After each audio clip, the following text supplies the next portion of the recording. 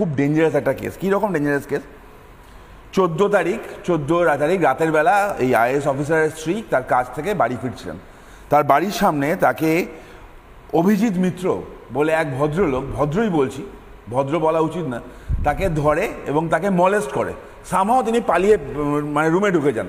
পরের দিন ঠিক সকাল 6:15 তার বাড়িতে দরজা নক হয়। ভদ্রমহিলা নিজের রুমে রেস্ট নিচ্ছিলেন। তার অসুস্থ শাশুড়ি দরজাটা খোলে, দরজা ধাক্কা মেরে ঢোকে, দরজা আটকায়, ওই ভদ্রমহিলার ঘরে ঢোকে। ভদ্রমহিলা যখন ঘুমাচ্ছেন তার শরীরের ওপর ঝাঁপিয়ে পড়ে, জামা কাপড় খুলে দেয়। ভদ্রমহিলা চমকে যায়। তখন বন্দুক বের করে গান পয়েন্টে নিয়ে তাকে মলেস্ট করা হয়, তাকে রেপ করা হয়, যার বিবরণ তার এফআইআরে দেওয়া আছে। সেটা পেনিট্রেশন হোক না হোক, দ্যাট অ্যামাউন্টস টু রেপ। এবং সেখানে যখন অভিযোগ করলো, সেই দিনকেই ভদ্রমহিলা বিকালে গেলেন অভিযোগ করতে। অভিযোগপত্র জমা হলো, কোনো কেস রেজিস্টার হলো না। প্রথমে খবর চলে গেল এই মিত্র সাহেবের কাছে। মিত্র সাহেব এই ভদ্রমহিলার অফিসে গেলেন, অফিসে গিয়ে একটা হুজ্জুরি করলেন, অফিস থেকেও একটা অভিযোগ করা হলো। 3 ঘন্টা ধরে এই ভদ্রমহিলাকে বোঝানো হয়েছিল না না, কমপ্লেন করার কোনো দরকার নেই, মিটিয়ে নিন। যাই হোক, আলটিমেটলি কমপ্লেনটা হলো।